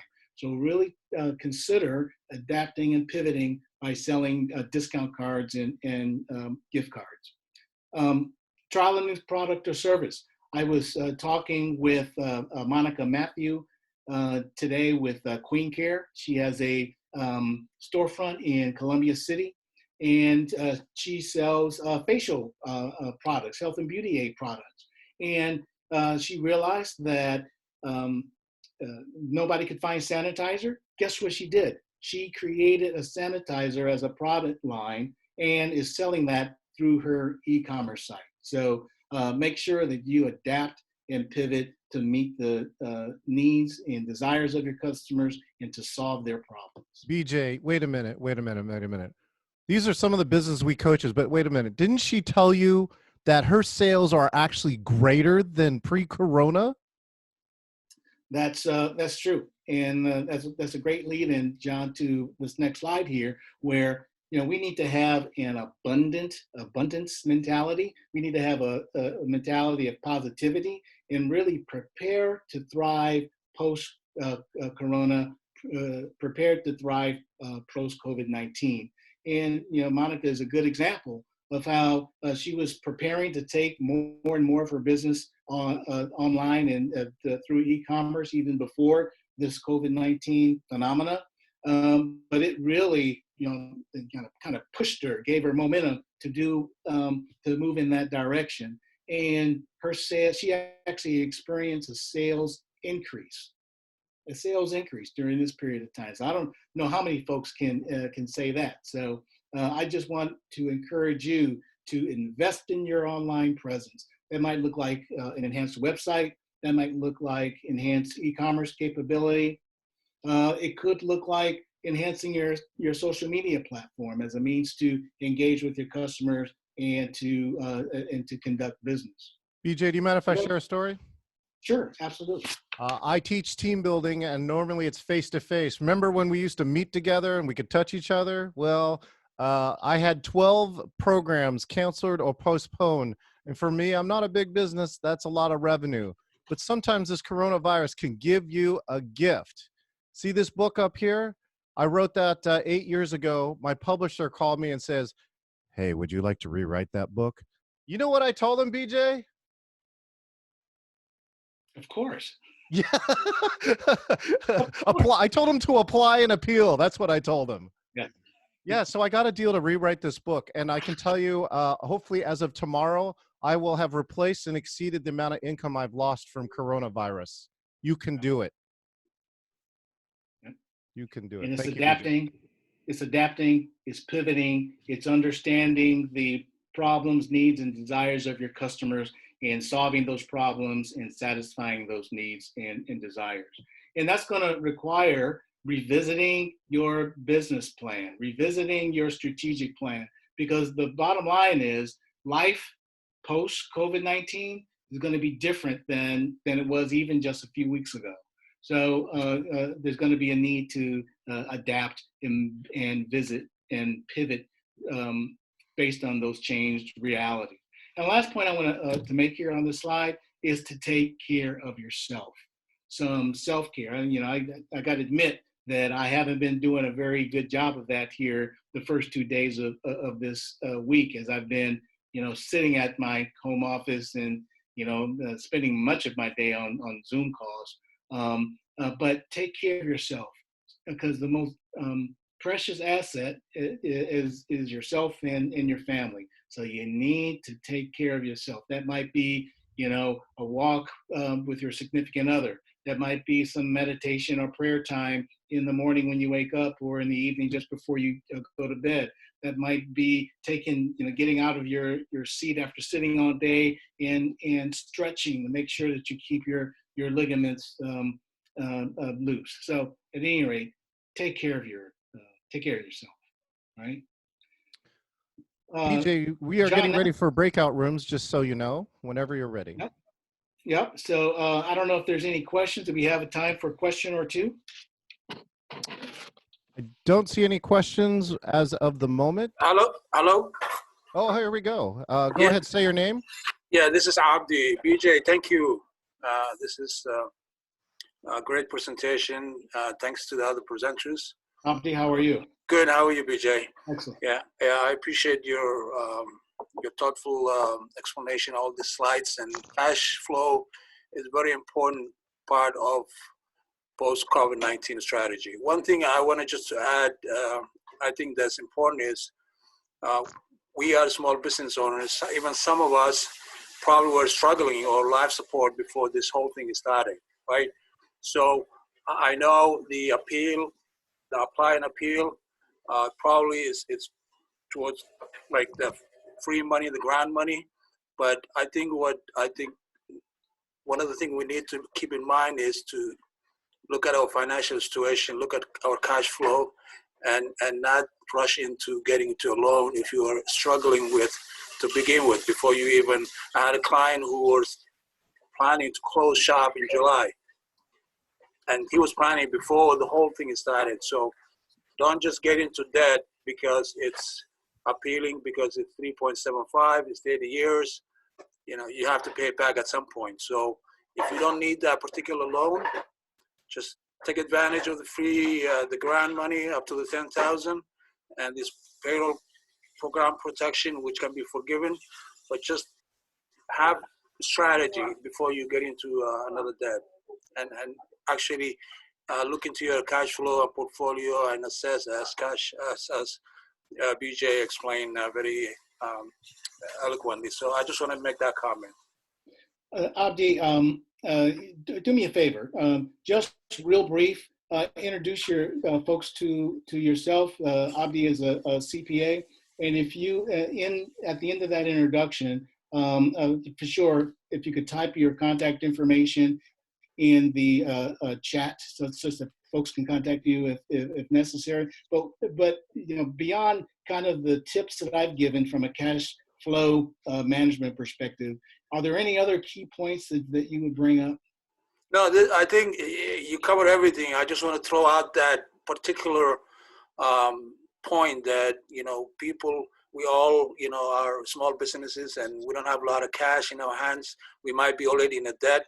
So we just want to make sure we're not getting more debt if we don't have to. Thank you. Yeah. Thank you. And I'll throw, I think some of the folks already know me, but my name is Abdi Mohammed. I'm the owner of Garabay Financial Solutions. I'm a CPA providing accounting and tax services to not-for-profits and small business owners. And I work with BJ, Kurz, Jennifer. So I'm glad to be on this call and just, you know, learn all of these so I can pass on to my clients as well. So thank you. And for me as well, so. John, any additional questions out there? No, I think we're good. I think this is a perfect time to move to breakouts. Do you have any instructions, and then I can give final instructions? Curtis? Could you post that slide one more time of the action plan so people can get an idea of what we're about to do? If you haven't already, grab a piece of paper, a pen, or open up another screen on your computer or phone and be able to write these things down. We're going to create a real quick action plan based on the 3 great presentations that we heard from Heidi, Jennifer, and BJ. So here's what it looks like. We want you to put action items over here on the left column. Who is going to execute that and what that looks like, and then a due date. We always want a due date because we want to make sure we're working towards something. If we just leave it hanging out there, we might not get to it. So try to prioritize it. Once you get them down, just brainstorm, get them down in that left-hand column, and then prioritize them, maybe 1, 2, 3, 4, however many you can get in there.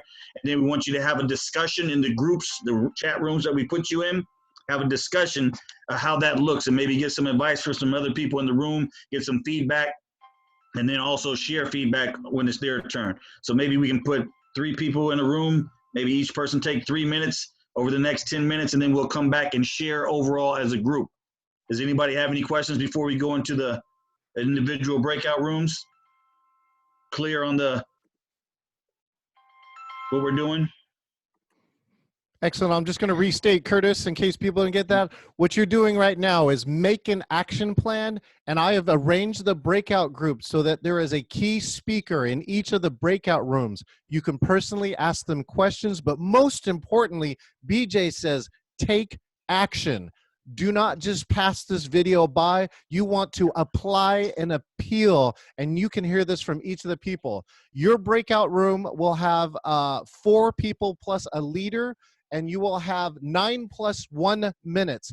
At 9 minutes, I will break the room up, and a 60-second timer will start to count down. We will come here and make sure you have 1 person in your room ready to report out in about 30 seconds or less, and we will close up for the night. Is that good, Curtis? That's great. All right, so count down 3, 2, 1, Curtis, and I'm going to push the button.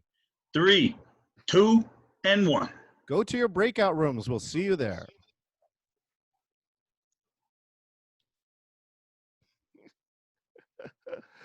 Hey, Troy, Hey, and good this is people. introduce you to my sister Ann, and Jennifer Ness. Hey. Hey, I just want to introduce you to someone special, Jennifer Ness. One, that's Troy. I don't know if you know Troy personally, but over here, that's my sister Annie Chen from Oregon. Oh, awesome. Hey, Annie. Hey, And where are you located? I'm in Washington right now. I'm at my friend's house in Roy, Washington, which is far country living. Okay, how much time do we have for this breakout? You have 10 We have 10 minutes, 9 + 1. And is everybody going, or how many people are going? I guess you and Troy need to let us know from all the information that you got today, how are you going to implement it? What is your strategy, and how can we hold you accountable to that? Well, I jumped on late because I registered late and I couldn't find the link, and John said it's streaming on my Facebook, and then I clicked the Zoom link. So I showed up after all the speakers were done. But Troy's going to go first because I kind of do have a strategy, but I will modify I'll put my answers based on what I can follow along. I'm a quick step. So Okay. you start. Oh, and just so y'all know, our feed is the one that's live on Facebook. Okay. No kidding. Are you serious? Yeah. Yes, I'm so serious. Oh, wow. So serious. All right, go Alright. ahead, Troy. Okay. With all just- your business savvy and sense. hey, repeat the question because I want to make sure I just answer it pointedly. Sure. The question is, we are developing a strategy in this small group, understanding what things you take from this presentation, what you're going to implement in your business, and when will that be done, and how can we hold you accountable? Yeah. I think for me, I'm just reassessing, making sure that I understand, what the EIDL loan is, and in the PPP, just making sure that I get everything in that they need on a real quick and timely basis.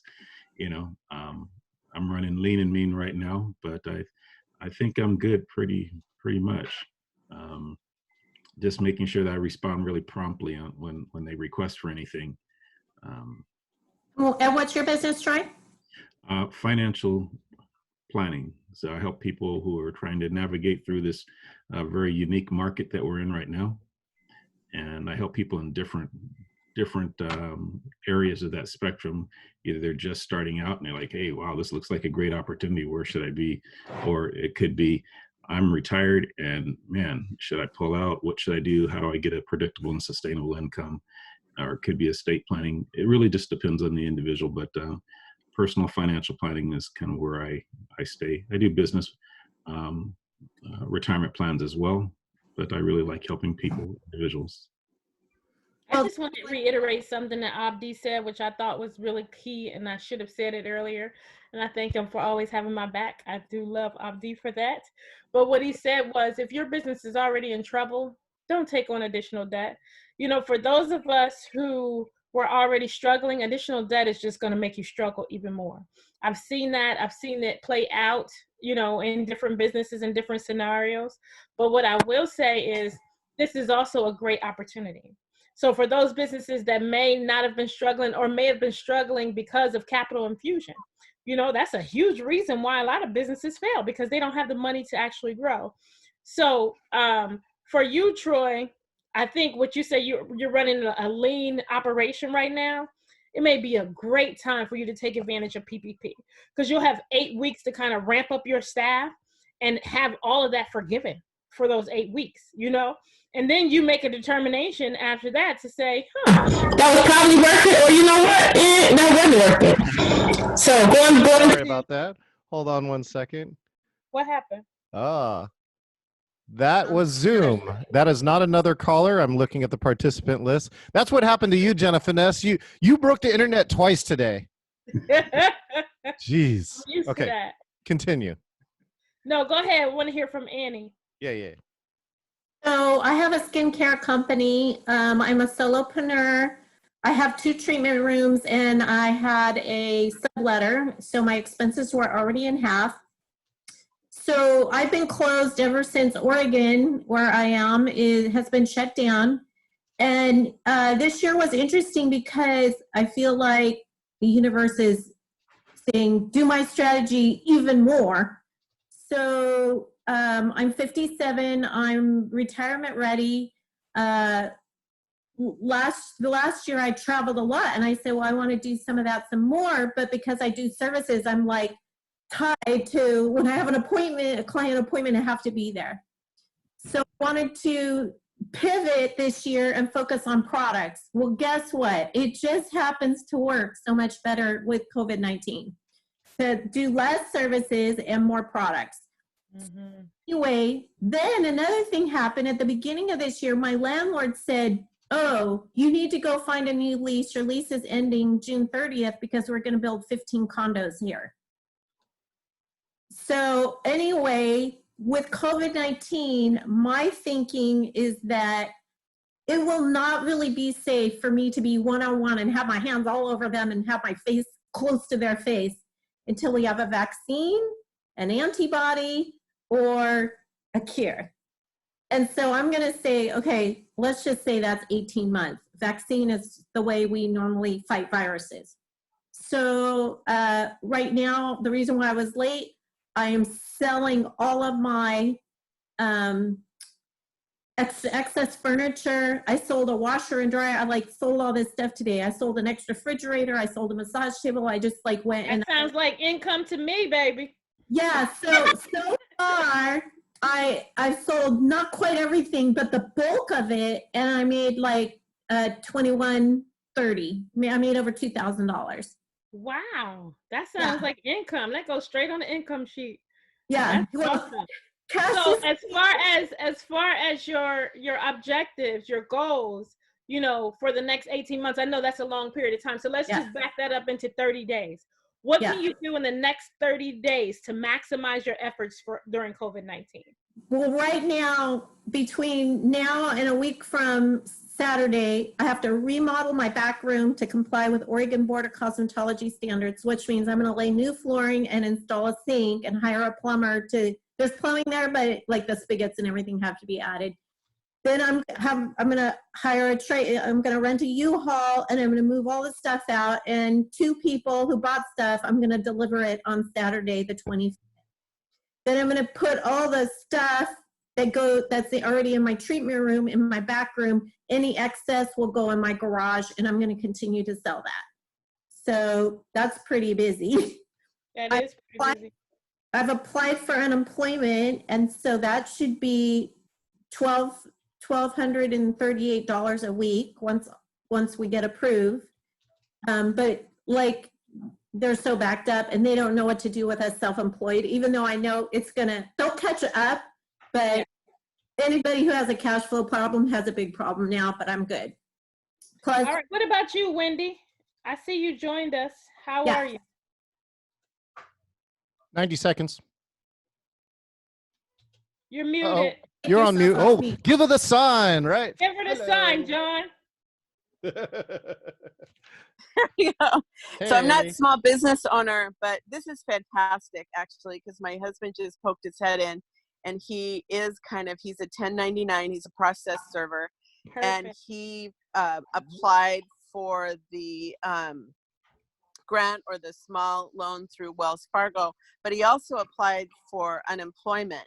And he Great. poked his head in and just said for a second, and he said, I don't think I can be on unemployment and get that as well. And I said, if I'm learning something through this, I said, don't assume anything. Yes, you better tell him, Wendy. That's good. That's the takeaway. So, I love it. So he pick a said, well, presenter. I've heard a lot of people on YouTube, and I said, no. I said, you just have to go through the motions. Just go through everything as if everything's fine. Yes, I love Right? it. You're right. You're absolutely right. 30 seconds. So Absolutely right. as far as you know, do you know if there's a restriction for that? There is not. So basically, he can apply for all of those things. What happens is once he gets off unemployment, that's when his payroll starts, right? So he cannot use them both at the same time, of course. Once he Right. gets that money, he stops applying for unemployment. Once it's because he doesn't have the money yet, he can start to get unemployment. And then it becomes retroactive. Like Annie said, it's taken a while for independent contractors, but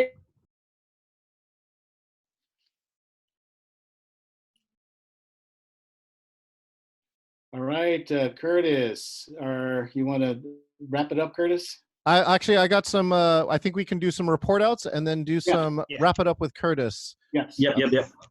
Fantastic breakout. I really hope that you guys had some great presentations in there. Actually, we're going to start with you, BJ. So is it you or somebody in your group who'd like to report out? Try and do it in about 30 seconds, please. Sure. Simon, why don't you give a quick readout relative to your, I think it's an exciting opportunity that you have. Thank you. Thank you very much. The action item that I have is to identify what post-COVID-19 is going to look like for people and the opportunities I have that I can use to support small businesses. I'm sorry for my colleague here. Hey, don't apologize for any kids. Kids are beautiful. Your executive assistant. Yes. So, my focus right now is to support small businesses and nonprofits become more present online. And so I'm going to identify whether to do that as a solo entrepreneur or as a social venture. Then I'm going to reach out to BJ and Abdi before the end of this week to seek further advice in order for me to make this happen. And I'd be remiss if I wouldn't bring up, Curtis, the Monday Mastermind. Mastermind. Provide some information on that, because that's another point of connection, Simon, as well. Yeah, I'll share that information at the end. I want to give everybody a chance, and then I'll cover that in the close. That's perfect, because we're going to go to breakout room number 2, led by our own Curtis Calhoun. Curtis, who's going to represent your breakout room? I guess I can represent. We had Deborah and Daryl in there. Daryl's going to get on filling out the applications as soon as possible and getting his paperwork in order. And then Deborah, she's already going through BJ's program down there at the Urban Impact. She's going to continue that and then start to develop a business plan and strategy. Oh, look at that. Curtis is the most concise person I've ever met. Thank you so much, Curtis. Thank you for all your work at Black Dot and for helping to organize this. Let's go to breakout room 3. Thank you so much for staying extra time, Heidi. I hope that paid off and I really got a chance to have a conversation. Heidi, who's going to share from your room? I didn't know if anyone wanted to jump in. We didn't quite get that far. I think both of our... Well, Heidi, why don't you go ahead? I think you're on mute.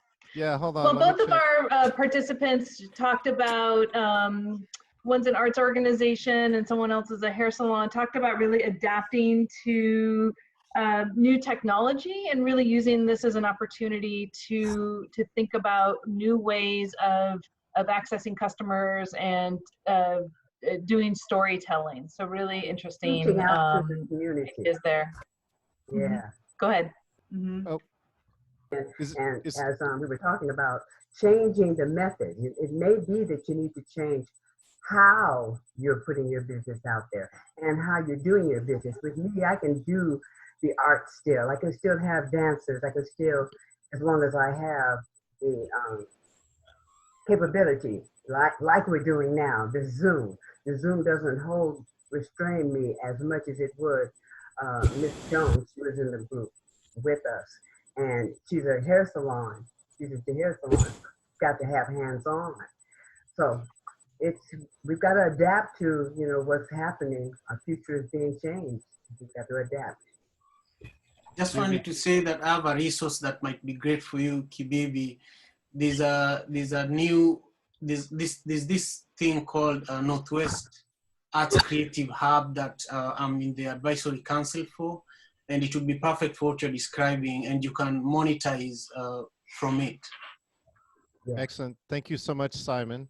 Let's head to breakout room number 4, led by Urban Impacts Kristen. Kristen, where are you? There you are. Right here. Owner would like to respond. I don't know if that's the name or that's just the alias. He would like to report for our group. Okay, go Yes, ahead. so our group, one of the first things we spoke about was just applying and reapplying to all the government aid out there, between either disaster relief, the PPP program, any utilities deferment, and B&O tax deferment, and just any other programs out there that are government or federal aided to help with additional cash flow or defer payments, down the line, to kind of prioritize payments. So that was the first thing we spoke about. Another thing kind of tied into it was just doing an updated cash flow analysis based on our cash, so we can help better prioritize our outgoing cash and payables that we have. Another thing we spoke about was just if you have like a part-time job as well as a business, trying to make sure you're still going after those aids for that business to thrive, even if you feel like it's not an essential business. So those were just a few things that we spoke about, and then just being flexible if you're getting no's or you're getting turned down, if there's delays in funding, finding other means and resources to get what you need for your business to survive. Perfect. Thank you so much. You said music to BJ's ears. You said manage your cash flow, and you if you don't apply after listening to Jenna Finesse, I don't know how you can do that. All I do is hear her. I did that same night I talked to you last week. I went and applied myself. And I've been delaying, right? I can't delay. Don't disqualify myself. Apply, and appeal. Let's go to our last and most amazing. Well, I don't know. I can't say that. Everybody here is so amazing. But thank you so much for taking your time to speak to us. Breakout room 5 was managed by Jenna Finesse. Jenna Finesse, who's going to speak for this breakout room number 5? I think it should probably be Andy, because Wendy came late and Troy is such a gentleman. He's going to let Andy go. Excellent. Thank you so much, Jenna Finesse. All right, let's go to Ann. You're on mute. Bam. Wendy was in our breakout room, and she was going to tell her husband to both apply for the payroll protection program and the unemployment. And Jenna Finesse said, oh, if you're not working, you use one. Once you start working, you use the other. So do both, which I thought was great. And Troy is going to stay on his plan of applying for his aid. And Jenna Finesse did say, be careful about taking on too much debt, but make sure that you have the resources you need to grow. And I am pivoting by focusing on products instead of services for skincare. And I'm moving my business into my home. Gigi, and you have 6 seconds. All right, let's give Ann a round of applause. And most of all, put your hands up and give all of our breakout rooms, plus the facilitators, a huge round of applause. What a great opportunity to have a small conversation with somebody who's an expert. I can tell you, I have a small business. I've been in business for 23 years, and it is difficult to navigate a map that doesn't exist. So thank you for each of you for showing us part of the way. Even if you think you know the way, you really need to talk to one of these people and stay connected with them. When you get the slide deck, a lot of their connection information is in there. There is a lot of resources that's in there. So make an action plan. Now I'm just going to give it back to our main man, Curtis Calhoun, who's going to take us home. Take it away, Curtis. Well, I want to give BJ an opportunity to mention Sharks at the Beach before I close us out. Go. Oh, sure. Yes. Go ahead, BJ. Sure. Thank you, Curtis. Mark your calendar. Save this date, June 18th at the New Holly Gathering Hall. Urban Impact presents our 7th annual Sharks at the Beach pitch event.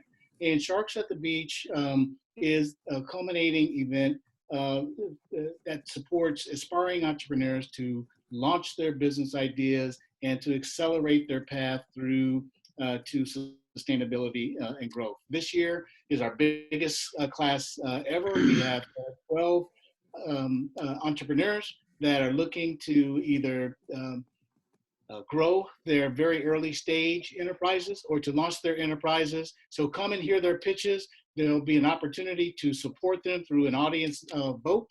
And it's going to be a phenomenal night for the community to support entrepreneurs that come from the community. So it's a for us, by us event, Sharks at the Beach on June 18th. Great. Thank you, BJ. I appreciate that.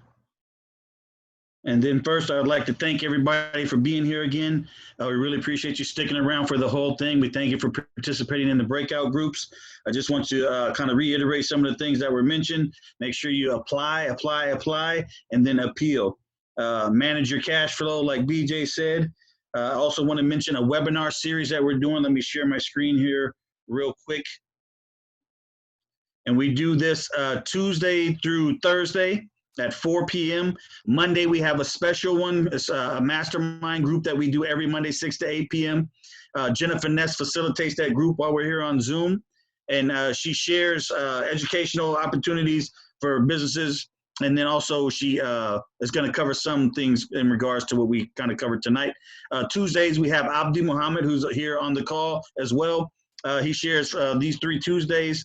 And then Isaiah T. Gresham on Wednesdays. And then Momar Hermestein on Thursdays. And that's 4 p.m. Once we get the emails in the chat, I can send out an email with the links and the connections. So make sure, that's another thing I wanted to cover. Make sure that you put your contact information in the chat. Let me stop this share here real quick. Make sure you put your contact information there in the chat. And I think outside of that, that is everything. Does anybody want to share anything before we close out? Just reiterate, if you haven't already done so, to put your name and email in the chat, because that's the gateway to getting the information.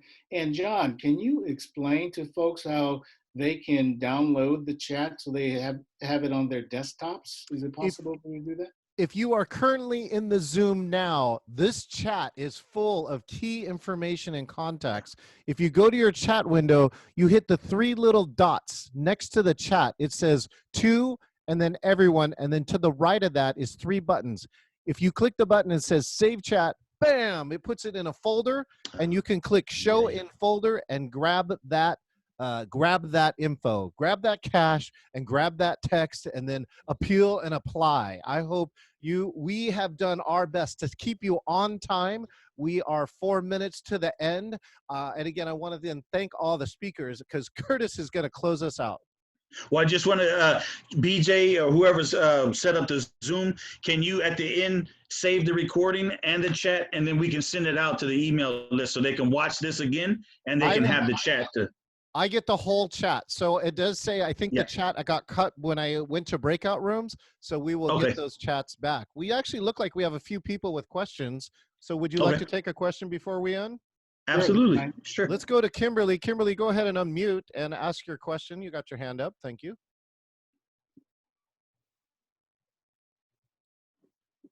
Kimberly, can you hear me? Let's see if she can unmute her phone. Here she goes. Hi, I can hear you, but I don't know how my hand got up. Do you have a question, Kimberly?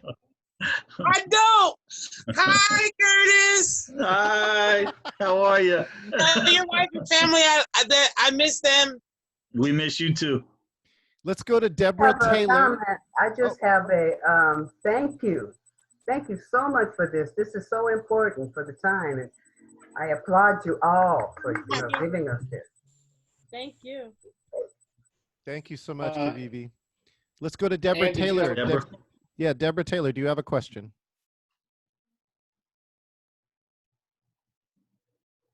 Let's see if Deborah Taylor can unmute. She's trying. Sheila's trying to lower her hand. Here, I think I clicked unmute. There you go. Deborah, can you hear me? I can hear you. Can you hear me? Yes. Would you like to ask a question? No, I was just fiddling around trying to make sure that my contact information was where it was supposed to be so I could get all the documentation and include it. Cool. Would you like to say thanks to any of our speakers, Deborah? Oh, absolutely. This is wonderful. I wish that I had been able to let more people know, but I'm definitely going to share this with several of my business friends that are in business that have employees especially. So I just want to thank you all. This was great. Helped me a lot in kind of firming up some of my plans that I'm making. So God bless everyone. God bless. Thank you so much, Deborah. All right, Curtis. I want to say thank you.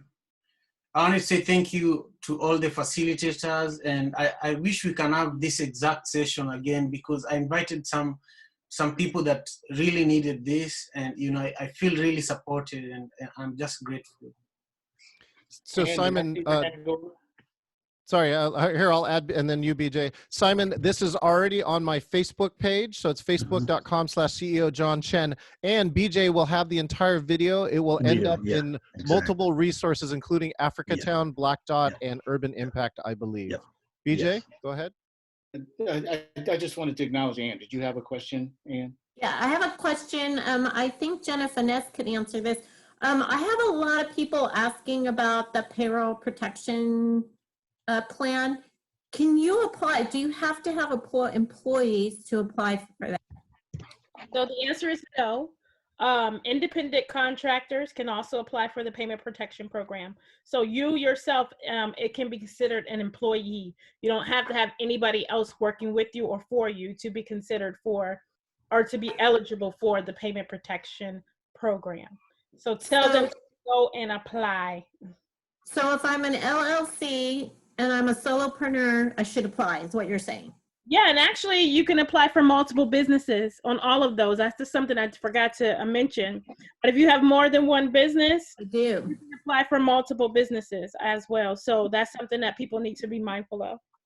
Thank you so much. Hey, it's time out here. So Curtis, why don't you go ahead and give the final words for today for everybody, and we'll get a chance to answer any questions. I just want to say thank you again to everybody for showing up, and I want to give an extra special thank you to Mr. John Chen, who probably without his help, it would have been a lot more difficult to pull this off. Thank you for all your hard work behind the scenes, John, and you guys have a great evening, and look forward to the email with all the information in it.